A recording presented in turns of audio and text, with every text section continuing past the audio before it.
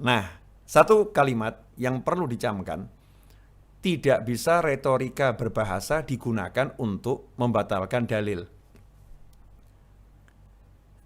Jadi dalil yang banyak itu tidak bisa dibatalkan dengan retorika berbahasa. Kemampuan berbahasa, bolak-balikkan kata itu tidak bisa. Atau mungkin cuma dengan kalimat hurufat. Itu kisah hurufat, itu hanya kisah. Ini kalimat-kalimat yang tidak bisa membatalkan dalil.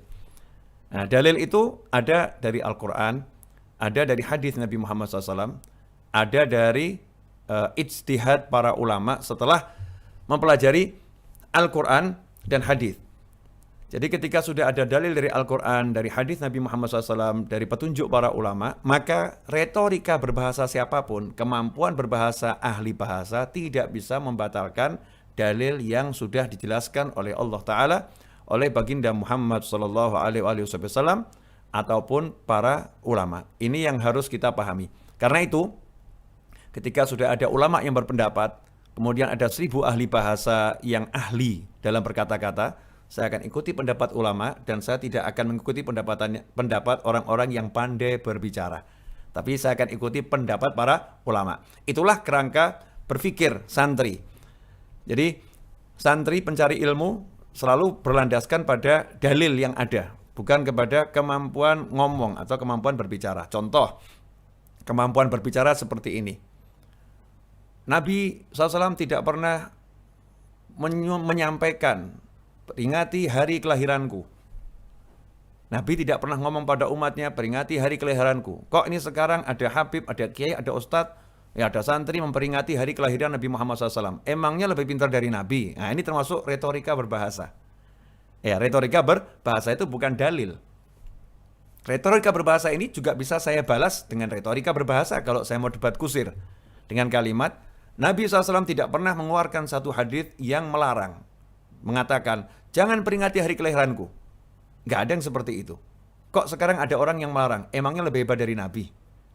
Saya juga bisa membalas dengan retorika berbahasa. Maka tidak akan pernah mendapatkan kebenaran orang yang bermain-main dengan kata-kata. Karena itulah kita disuruh kembali kepada Al-Quran dan Sunnah. Kembali pada ayat-ayatnya Allah Ta'ala, hadis-hadis Nabi Muhammad SAW, dengan mengikuti petunjuk para ulama. Sebab Rasul bersabda dalam sebuah hadis, siapa yang menafsirkan Al-Quran dengan kepalanya sendiri, pikirannya sendiri, falyatabawa maq'adahu minan nar.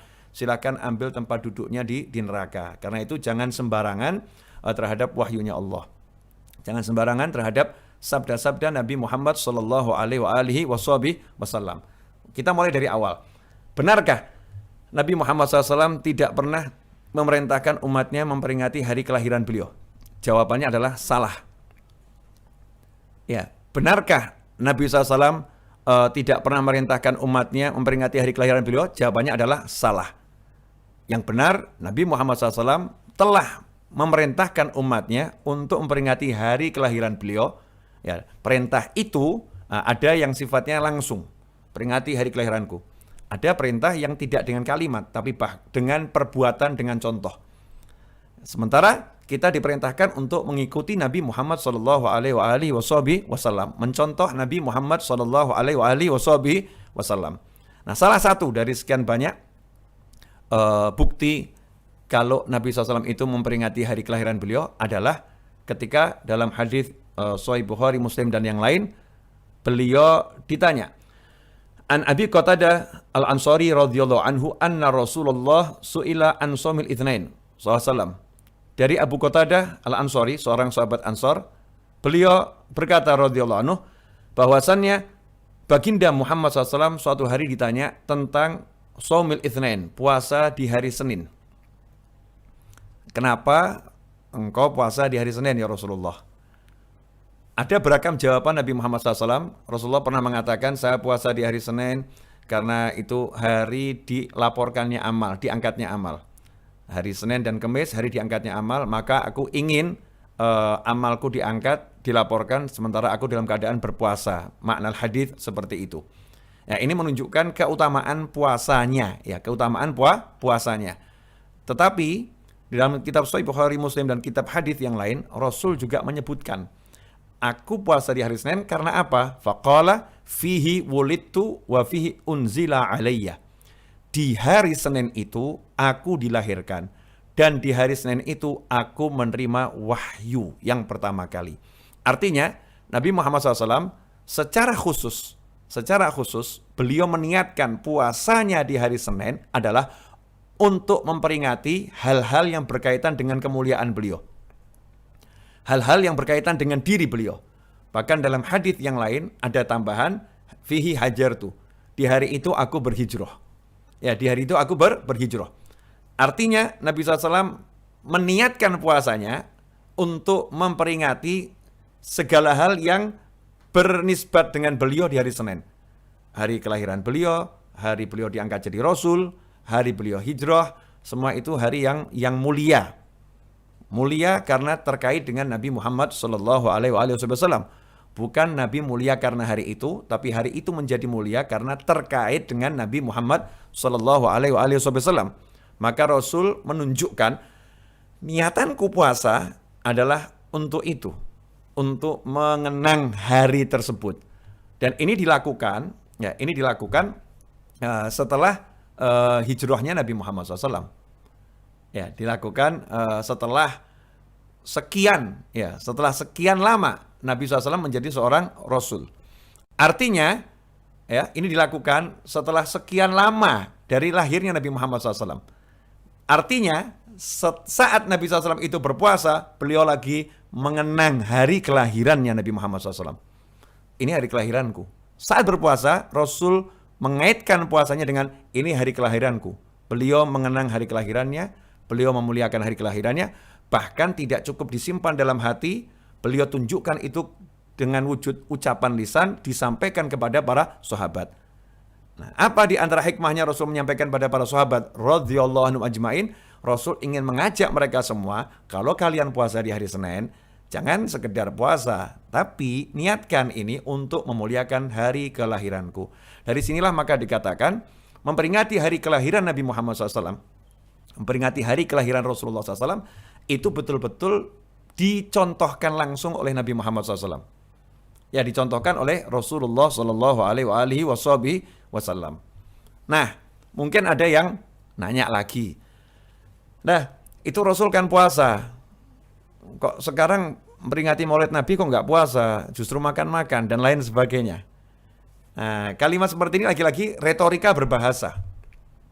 Ya, retorika berbahasa tidak bisa membatalkan dalil. Yang jelas dalilnya Rasul memperingati hari kelahirannya. Perkara wujudnya dengan puasa yang disampaikan Nabi SAW saat itu, maka itu salah satu cara yang Rasul jelaskan dalam memperingati Maulid Nabi Muhammad SAW. Tapi jangan lupa di hari itu Rasul bukan cuma puasa, Rasul ya sedekah, Rasul ya silaturahim, ya Rasul yang menyampaikan ilmu. Rasulullah SAW melakukan banyak amal soleh di hari itu. Hanya saja ketika ditanya tentang puasa, Rasul menyampaikan, ini hari kelahiranku. Ya, Rasul nggak ditanya tentang yang lain saat itu. Ini hari kelahiranku. Nah, sahabat adalah manusia-manusia yang cerdas. Mudah-mudahan kita mendapatkan percikan-percikan kecerdasan para sahabat radhiyallahu taala anhum ajmain dan tidak bersikukuh mengikuti hawa nafsu kemudian menafikan bahwasannya saya puasa Senin. Anehnya ini sekarang ada orang-orang yang puasa Senin tapi nggak mau mencontoh Nabi Muhammad SAW. Saya puasa Senin, ibadah, dekatkan diri sama Allah. Oh, Nabi puasa Senin nggak mau ngomong mendekatkan diri sama Allah kok. Tekanannya ini peringatan hari kelahiranku, syukur lah, pendekatan dirinya itu syukur atas kelahiran Nabi Muhammad SAW. Itu yang ditekankan oleh Rasulullah SAW. Makanya kalau kita betul-betul ittiba, ngikuti Nabi Muhammad SAW, jangan sekedar mengatakan saya puasa Senin, tapi kita berbangga saya lagi memperingati hari kelahiran Nabi Muhammad SAW yang saya lakukan dengan puasa di hari Senin sebagaimana yang dicontohkan Nabi Muhammad SAW. Ikhwani rahimakumullah. Kemudian sebetulnya masih banyak hal yang lain, tapi karena al-waqt mahdud, waktunya terbatas, ya. Saya akan sampaikan contoh lain tentang ibunya Sayyidina Abdurrahman bin Auf radhiyallahu anhu, yaitu Sayyidah Syafa atau Syifa yang menjadi bidan yang menerima kelahiran Nabi Muhammad SAW.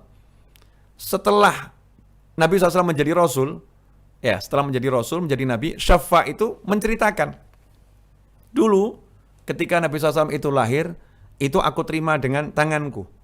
Dan kulihat Rasul melihat ke arah langit. Melihat ke arah langit. Terlahir dalam keadaan sudah di khitan, dalam keadaan sudah bercelak, dalam keadaan sudah pusarnya rapi, terputus dalam keadaan sudah rapi. Hadis yang cukup kita kenal dalam sejarah kelahiran Nabi Muhammad SAW. Syafa menceritakan ini kepada putranya Abdurrahman bin Auf. Artinya sahabiah ini lagi menceritakan kelahiran Nabi Muhammad SAW. Dan itu biasa dilakukan sahabat, menceritakan apa yang mereka ketahui tentang baginda Muhammad SAW. Dan ternyata Sayyidina Abdurrahman bin Auf tidak menyimpan cerita itu sendiri. Cerita itu oleh Sayyidina Abdurrahman bin Auf, sang putra, yang didapat dari ibunya, diceritakan kepada sahabat yang lain. Nah inilah, kalau ada orang bilang sahabat gak pernah peringati maulid Nabi Muhammad SAW, ternyata dalam hidupnya sahabat sibuk. Sibuk apa? Menyampaikan tentang kelahiran Nabi Muhammad SAW. Satu dalil lagi ya, kalau ternyata sahabat menceritakan kelahiran Rasulullah SAW. Dan sangat banyak itu hadis-hadis yang menjelaskan bagaimana sahabat itu menceritakan kelahiran Nabi SAW dalam rangka ta'zim. Rasul waktu lahir itu cahayanya sampai bisa membuat Romawi kelihatan loh, kerajaan Romawi. Inilah yang dilakukan oleh sahabat. Ada ta'zim, pengagungan pada Nabi Muhammad SAW. Kemudian kalau kita lihat dalam sebuah hadis dalam Sahih Bukhari, ya bahkan diceritakan dalam Sahih Bukhari, itu Sayyidina, itu nanti aja belakangan. Kita lihat lagi kisah perang Tabuk. Ya ketika perang Tabuk, kita mengetahui Nabi Muhammad SAW sepulang dari perang Tabuk, paman Nabi yaitu Sayyidina Abbas bin Abdul Muttalib radhiyallahu anhu datang menemui Nabi Muhammad SAW. Sayyidina Abbas datang menemui Nabi Muhammad SAW. Ya, setelah selesai perang Tabuk. Kemudian minta izin untuk melantunkan syair di hadapan Nabi Muhammad SAW. Ini sahabat sekaligus paman Nabi Muhammad SAW selepas perang Tabuk secara khusus. Jadi bukan asal-asalan, memang dipersiapkan secara khusus datang menemui Nabi Muhammad SAW hanya untuk menyampaikan syair memuji Nabi Muhammad SAW. Pertanyaannya, apakah saat itu Rasul menolak SAW? Oh jangan, saya nggak suka dipuji-puji, saya nggak suka disanjung-sanjung. Ya jangan lakukan itu. Apakah seperti itu?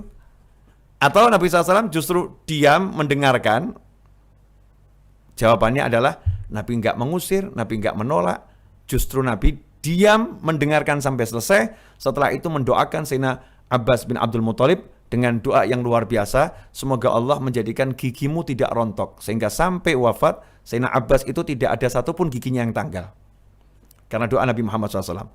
Jadi karena mulutnya digunakan untuk muji Nabi Muhammad SAW, maka giginya didoakan oleh Rasul agar tidak rontok, satupun nggak ada yang rontok, nggak ada yang tanggal satupun.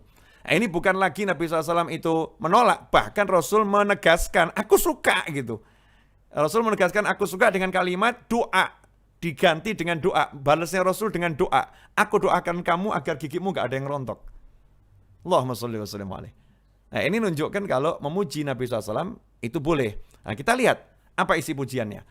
Jadi biar jelas, kalau sahabat itu melakukan peringatan maulid Nabi Muhammad SAW. Sahabat itu menyanjung-nyanjung Nabi Muhammad SAW dengan sanjungan yang sesuai ya dengan Nabi Muhammad SAW.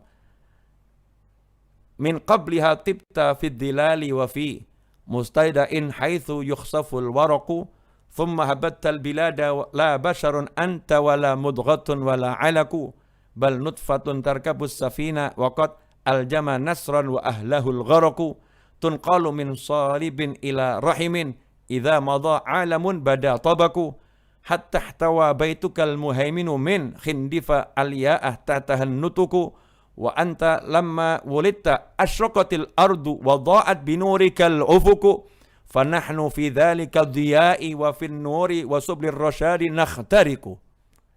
Ini syairnya Sayyidina Abbas bin Abdul Muttalib.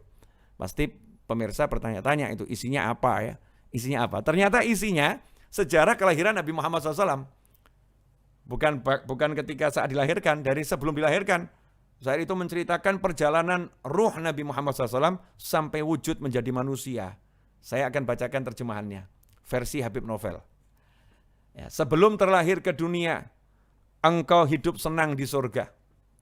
Sebelum terlahir ke dunia, engkau hidup senang di surga. Ketika aurat tertutup dedaunan, engkau tersimpan di tempat yang aman. Saya ulangi. Sebelum terlahir ke dunia, engkau hidup senang di surga.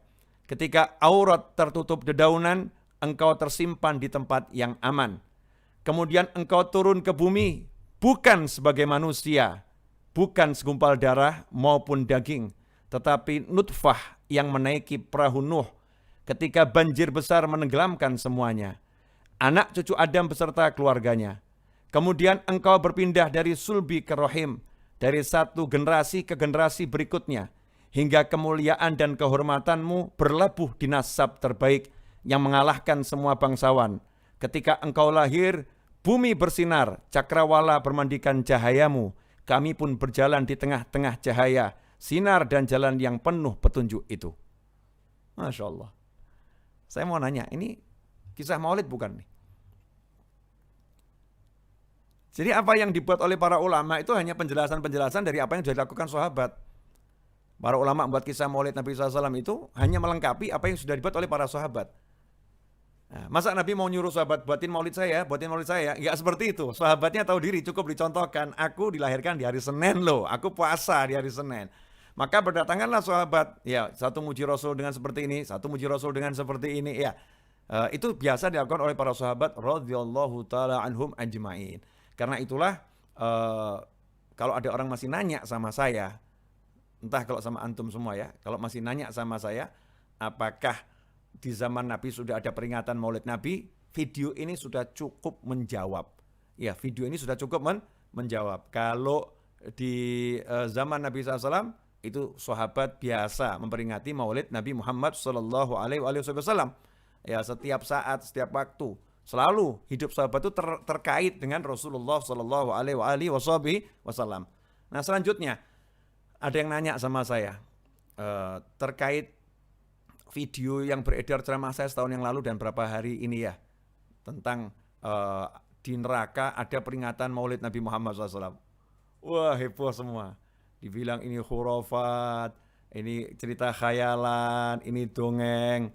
Prinsip saya simple, percaya boleh, enggak percaya boleh. Itu kan tambahan ilmu saja. Tambahan ilmu. Tapi saya akan jelaskan. Karena ilmu, saya akan jelaskan karena ilmu ini saya peroleh belajar. Bukan ngambil di pinggir jalan. Ya, bukan ngambil di pinggir jalan. Ilmu ini saya belajar, saya dengar dari lisan-lisan yang mulia. Ya, di hadapan orang-orang yang mulia. Berguru, bersabar untuk mendapatkannya. Bukan hanya kemudian duduk nyantai terus dapat begitu saja. Enggak. Yang pertama kita akan bahas dulu. Hadisnya dulu. Dalam Sahih Bukhari disebutkan bahwa Urwah bin Zubair berkata, ya, Thuwaibah maulatun li Abi Lahab, karena Abu Lahab a'taqaha. Thuwaibah itu nama budaknya Abu Lahab, yang dahulu sudah dimerdekakan oleh Abu Lahab. Fa'ardha'atin Nabiyya sallallahu alaihi wasallam. Kemudian Thuwaibah ini, mantan budaknya Abu Lahab yang sudah merdeka, itu menjadi salah satu ibu susu Nabi Muhammad sallallahu alaihi wasallam. Nah, ini penting soalnya ya.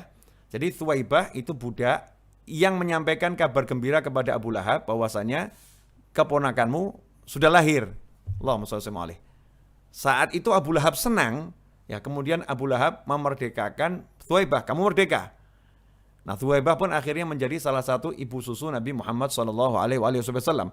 Falamma mata Abu Lahabin uriyahu ba'du ahlihi bi syarri hibatin. Qala lahu madza laqita. Setelah Abu Lahab itu meninggal, mati, maka salah satu anggota keluarganya melihat dalam mimpi Abu Lahab dalam keadaan yang sangat buruk. Ya, lihat Abu Lahab dalam keadaan yang sangat buruk. Maka anggota keluarga tadi bertanya kepada Abu Lahab, "Madza laqita?" Apa yang kau peroleh, apa yang kamu dapatkan ya di alam sana? Qala Abu Lahab menjawab, lam alqa ba'dakum ghaira anni suqitu fi hadhi bi ataqati Thuwaibah. Nah, tidak ketemukan sedikit pun kenyamanan, kata Abu Lahab. Saya enggak merasakan kenyamanan sedikit pun. Hanya saja aku diberi minum dari sini. Jadi ada jari telunjuk, ada ibu jari. Dari sini. Sambil menunjukkan antara jari telunjuk dan ibu jari. Dari situ. Ya, Thuwaibah, Abu Lahab dalam mimpi itu dilihat menunjukkan, aku dapat minum dari sini karena aku membebaskan Thuwaibah. Balasan karena aku membebaskan Thuwaibah, senang dengan kelahiran Nabi Muhammad sallallahu alaihi wasallam. Nah, kemudian Ibnu Katsir dalam kitabnya Al-Bidayah wan Nihayah, Ibnu Katsir, jadi bukan sembarang ulama. Ibnu Katsir menjelaskan, wa dzakara Suhaili wa ghairuh. Suhaili dan beberapa ulama yang lain menjelaskan an-ra'i yang bermimpi, anggota keluarga yang bermimpi yang dimaksud lahu huwa akhuhul Abbas, adalah saudaranya Abu Lahab yang bernama Abbas. Sayyidina Abbas paman Nabi Muhammad SAW. Wa kana dzalika ba'da sanatin min wafati Abi Lahab. Dan mimpi itu terjadi 1 tahun setelah wafatnya Abu Lahab. Ba'da waq'ati Badrin wa fihi anna Abu Lahab qala lil Abbas annahu la yukhaffafu alayya fi mithli yaumil itsnain.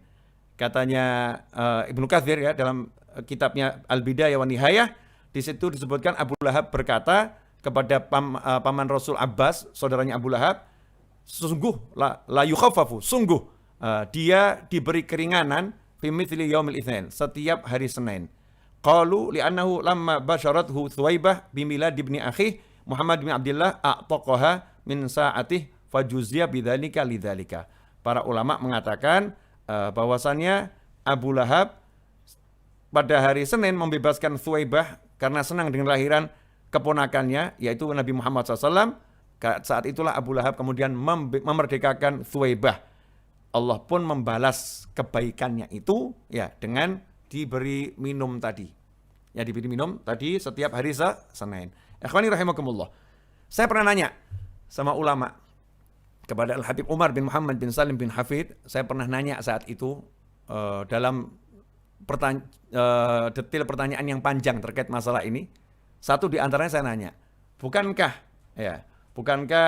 di Al-Quran sudah disebutkan surat Al-Furqan ayat 23, wa qaddimna ila ma amilu min amalin faja'alnahu haba'an manthura. Dan kami hadapi segala amal yang mereka kerjakan, segala amal dikerjakan oleh orang kafir, lalu kami jadikan amal itu bagikan debu yang berterbangan. Jadi amal yang pernah dikerjakan kebaikan itu di akhirat yang dilakukan orang kafir bagikan debu berterbangan, nggak ada artinya. Nah, bagaimana Abu Lahab kok bisa dapat minuman? Bisa dapat minuman. Sementara Al-Quran jelas mengatakan orang kafir amalnya nggak akan manfaat di akhirat sana. Maka dijawab oleh Habib Umar bin Hafid satu kaidah dalam ilmu tafsir dan dalam ilmu usul, ya, usul fikih yang dipahami oleh para ulama. Makanya jangan asal menafsirkan Al-Quran dengan terjemahan.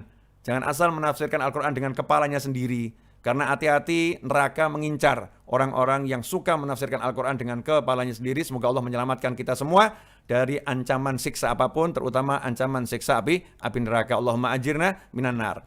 Beliau mengatakan, tidaklah satu ayat di Al-Quran itu bersifat umum, kecuali sudah ada pengecualiannya, qad khusus. Kalau ada ayat yang sifatnya umum, ya pasti ada pengecualiannya. Dikatakan di sini nanti orang kafir di alam akhirat sana amalnya sia-sia itu. Itu secara umum. Tapi ada pengecualiannya. Ada yang ternyata bawa manfaat buat dia. Ya, seperti contoh ini Abu Lahab. Nah, kita bisa mengatakan Abu Lahab termasuk yang dikhususkan bukan karena kira-kira, tapi karena dalil. Jadi nggak boleh karena kira-kira fulan nanti manfaat, nggak bisa. Ini karena ada dalil. Dalilnya apa? Mimpinya Abbas. Nah, ada orang mengatakan mimpi kok dibuat dalil. Kami tidak menjadikan mimpi sebagai dalil untuk satu hukum. Tapi yang kami jadikan dalil adalah mimpi itu diiyakan oleh Nabi Muhammad SAW. Mimpi itu dibenarkan oleh Rasulullah SAW. Mimpi itu tidak dibantah oleh Nabi Muhammad SAW. Yang kami ikuti bukan mimpinya. Yang kami ikuti adalah penegasan Nabi Muhammad SAW dengan takrirnya. Beliau tidak menolak, beliau tidak menyanggah SAW, beliau tidak kemudian menafikan kebenaran mimpi tersebut. Rasul diam itu artinya benar dan Rasul setuju dengan isi mimpinya Sayyidina Abbas bin Abdul Muttalib radhiyallahu taala anhu. Nah, ikhwani rahimakumullah. Saya akan lanjutkan dulu. Ada enggak contohnya?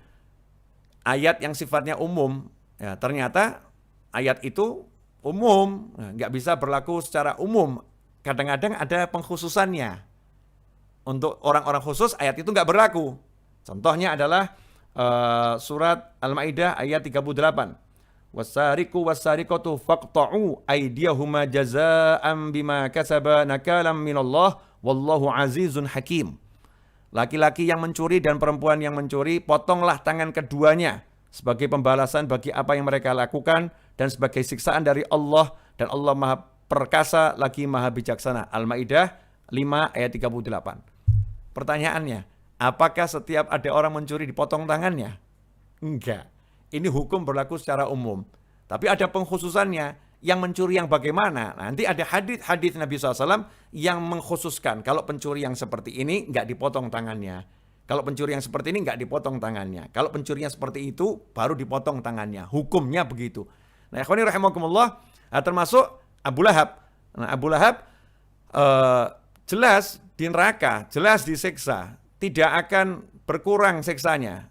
Enggak akan dihentikan siksanya. Itu udah pasti karena nas Al-Quran. Hanya saja Abu Lahab merasakan sedikit keringanan. Sampai dikatakan la yukhaffafu alayya. Sungguh saya merasakan keringanan. Keringanan sembari menerima siksa tapi merasa agak terhibur gitu. Ya, agak terhibur karena diberi minum di sini. Dan itu setiap hari Senin. Di neraka dikasih minum di sini. Setiap hari Senin. Nah, ikhwani rahimakumullah, kalau Nabi membenarkan itu, Nabi mengukuhkan itu, lah kok kita nolak? Emangnya nabinya kita gitu. Oh, Nabi membenarkan kok. Kenapa kita nggak senang kalau Nabi membenarkan? Kan Nabi yang membenarkan, itu betul mimpinya dengan takrirnya Nabi diam SAW. Dan mimpi ini termaktub di dalam Sahih Bukhari. Imam Bukhari itu nggak sembarangan mencantumkan sesuatu dalam kitab Sahih Bukhari. Terserah kalau Anda nggak percaya dengan isi Sahih Bukhari. Kalau saya dan guru-guru saya, sangat meyakini Sahih Bukhari. Karena dari 600.000 hadis, Imam Bukhari menyaring hadisnya. Dari 600.000 hadis yang beliau hafal, beliau saring menjadi Sahih Bukhari. Dan untuk setiap hadis, beliau itu istikharah dulu. Gak sembarangan, sudah milih beliau istikharah. Sudah mantap, baru ditulis itu. Nah, termasuk yang ditulis adalah kisah ini. Kisah mimpinya Sayyidina Abbas bin Abdul Muthalib. Kenapa kisah ini dicantumkan oleh Imam Bukhari? Karena di dalamnya banyak sekali pelajaran. Ya, banyak sekali hikmah yang bisa dipetik. Nah, salah satunya hikmah yang disampaikan oleh Habib Umar bin Hafid, semoga Allah panjangkan umurnya dalam kebaikan, ketika menjelaskan hadis ini ya di hadapan banyak orang, salah satunya saya di saat itu, beliau mengatakan Allah Subhanahu wa taala ingin menunjukkan bahwasanya sebagaimana di surga setiap saat itu ada peringatan Maulid Nabi SAW, bahkan semua isi surga itu untuk meringati baginda Muhammad SAW, maka Allah juga tidak tinggal diam. Kemudian di neraka kok yang di neraka tidak muliakan Nabi SAW, maka dikasih contoh Sayyidina Abu Lahab setiap hari Senin mendapatkan kenikmatan sebagai wujud ini memperingati Nabi Muhammad SAW, memuliakan Nabi Muhammad SAW. Nah, itu salah satu bentuk peringatan Maulid Nabi yang diselenggarakan oleh Allah Subhanahu wa taala. Penyelenggaranya Allah. Jadi Allah menyelenggarakan, dipilih hari Senin nih demi muliakan Nabi Muhammad sallallahu alaihi wasallam. Ya, orang boleh percaya, boleh nggak percaya, boleh ikut, boleh nggak ikut. Tapi ini dalil, bukan omong kosong. Ini bukan not talk only, ya, bukan hanya pandai berbicara. Tapi ini adalah fakta yang diungkap dari hadis Nabi Muhammad SAW yang dijelaskan oleh para ulama. Tinggal kita mau ikut yang mana? Mau ikut yang sekedar ngomong itu khurafat ya, atau kita mau melihat dengan hati, dengan pikiran yang jernih, bahwasannya semua itu ternyata ada dalam hadis Nabi SAW dan didengar langsung oleh Rasulullah SAW dan dibenarkan oleh Nabi Muhammad SAW. Salah satu bentuk peringatan Maulid Nabi yang Allah tunjukkan kepada penghuni neraka. Allah memberikan keringanan kepada Abu Lahab karena dia senang dengan kelahiran Nabi SAW di hari Senin. Setiap Senin itu adanya. Selasa nggak ada, Rabu nggak ada, ya Kamis nggak ada, Jumat nggak ada, Sabtu nggak ada, Minggu nggak ada, hanya ada di hari Senin. Nabi SAW puasa hari Senin, itu hari kelahiranku. Ikhwani rahimakumullah. Karena itu jangan kemudian meragukan ajaran para ulama Ahlus Sunnah wal Jamaah yang berjalan di atas thariqah yang panduannya adalah Al-Quran dan Sunnah. Nah, dengan membersihkan hati dari hawa, ego, nafsu, dan membersihkan diri dari amal-amal yang tidak diridhoi oleh Allah Subhanahu wa Ta'ala. Tidaklah para ulama itu melangkah, melainkan setiap langkahnya dilihat dulu sesuai tidak dengan Rasul Muhammad SAW. Karena ulama memahami maksud laqad kana lakum fi Rasulillahi uswatun hasanah liman kana yarjullaha wal yawmal akhir wa dzakarallaha katsira. Para ulama paham yang dimaksud Rasul sebagai uswah hasanah. Para ulama mengartikan, Ahlussunnah wal Jamaah, para habaib, para kiai mengartikannya sebelum bertindak apapun, hadirkan Nabi Muhammad SAW. Lihat apakah yang kamu lakukan itu Rasul melakukannya atau tidak. Tidaklah berbuat, tidaklah diam, tidaklah melakukan sesuatu kecuali di hadapannya adalah Nabi Muhammad SAW. Dalam benaknya, dalam pikirannya, dalam semua yang dipelajari, ditampilkan dulu. Oh, itu Rasul begitu, baru diikuti. Itulah ulama Ahlus Sunnah wal Jamaah. Karena itu, jangan ragu untuk menyelenggarakan peringatan Maulid Nabi Muhammad SAW. Jangan ragu untuk menyanjung baginda Muhammad SAW. Jangan ragu untuk muji-muji Nabi Muhammad SAW. Jangan ragu untuk bersolawat dengan solawat apapun yang diajarkan para ulama dalam bersolawat kepada Nabi Muhammad SAW. Nah, al-halal bayyin, wal haram bayyin. Yang halal jelas, yang haram jelas. Jadi jangan kemudian kita katakan, oh itu katanya Maulid Nabi, kok ada joget-jogetan, misal begitu ya. Ya kita paham, Maulid Nabi bukan joget-jogetan. Joget-jogetan is joget-jogetan. Buka aurat is buka aurat. Maulid Nabi tidak bisa dipatahkan dengan retorika berbahasa. Dalilnya Maulid, ya Maulid itu ketaatan. Orang puasa, orang sedekah, orang baca sejarah kehidupan Nabi, orang bersolawat, itulah Maulid Nabi Muhammad SAW. Kalau ada orang yang melakukan di luar itu, maka dia bukan bermaulid Nabi Muhammad SAW. Jadi kita bisa membedakan mana yang halal, mana yang haram. Semua jelas. Ada pula orang yang gerakannya gerakan sholat. Tapi kalau orang sholatnya 5 rakaat, apa dibilang sholat? Ya. Apa dibilang sholat? Oh, itu dia sholat kok 5 rakaat, yang enggak sholat namanya, kecuali dia lupa. Kalau dia buat ajaran baru sholat 5 rakaat, kita enggak bilang dia sholat, bukan sholat itu. Sholat ya 2 rakaat, 3 rakaat, 4 rakaat, enggak ada sholat 5 rakaat. Jadi jangan kemudian salahkan sholatnya lantaran orang yang sholat tidak sesuai dengan aturan sholat itu sendiri. Tetapi peringatan Maulid Nabi SAW jelas sekali dasar hukumnya, baik dari Al-Quran Sunnah maupun amaliyah ulama Ahlus Sunnah wal Jamaah. Nah, tapi satu kaidah, la ikraha fiddin. Dalam beragama orang nggak boleh dipaksa. Apalagi amal soleh. Kita nggak paksa-paksa orang sepakat dengan kita. Mau sepakat boleh, mau berbeda boleh. Yang nggak boleh engkau musuhin saudaramu. Yang nggak boleh engkau caci maki saudaramu. Yang nggak boleh engkau hina saudaramu. Yang nggak boleh engkau rendahkan saudaramu. Jangan kita menghina para ulama lantaran amalan yang kita tidak sepakat dengannya, tetapi hendaknya kita mengatakan untuk yang satu itu saya nggak sepakat, saya lebih suka begini. Silahkan antum dengan amalannya masing-masing, tapi jaga kehormatan para ulama karena para ulama tidak berjalan kecuali dalam landasan yang diajarkan oleh Allah dan baginda Muhammad sallallahu alaihi wasallam. Hakadha insyaallah sedikit yang saya sampaikan bermanfaat, tapi saya mau tambah sedikit. Ya, Imam Al-Hafidh Samsuddin bin Muhammad bin Nasir dalam sebuah syairnya berkata, ketika mengomentari mimpinya Sayyidina Abbas. Jadi ini bukan sembarang mimpi loh ya. Mimpi itu sesuatu yang menyenangkan hati, menghibur. Cuman kita nggak berdalil dengan mimpi ya, jangan salah ya. Kami tidak berdalil dengan mimpi. Kami berdalil dengan penegasan Nabi Muhammad SAW. Jadi Rasul menegaskan itu benar gitu, karena Rasulullah diam. Karena Rasulullah menegaskan yang kita ikuti bukan mimpinya, yang kita ikuti Nabi Muhammad sallallahu alaihi wasallam. Ini sudut pandang ulama dalam mengambil hukum seperti itu. Bukan mimpinya yang saya ambil sebagai hukumnya, tapi yang saya ambil adalah penegasan Nabi SAW, takrirnya, diamnya Nabi. Berarti mimpi itu benar, berarti peristiwa itu nyata, maka kita mengambil ilmu dari situ. Dikatakan oleh Al-Hafidh Samsuddin Muhammad bin Nasir dalam sebuah syairnya, Idza kana hadza kafiran jaa dhammuhu wa tabbat yadahu fil jahimi mukhallada ata annahu fi yaumil itsnaini daima yukhaffafu anhu lis-sururi bi ahmada fama dhannu bil 'abdi alladhi tula 'umrihi bi ahmada masruran wa mata muwahhida. Jika si kafir yang tercela dan kedua tangannya binasa serta dirinya tersiksa di neraka selamanya, disebutkan setiap Senin mendapat keringanan siksa. Karena ketika Ahmad lahir ia bahagia, lalu bagaimana pendapatmu tentang seorang hamba yang gembira dengan Ahmad sepanjang hidupnya, dan ketika wafat ia esakan Allah Tuhannya. Sallu ala Nabi. Allahumma shalli alaihi. Wes mikiro dewi. Silahkan berpikir sendiri.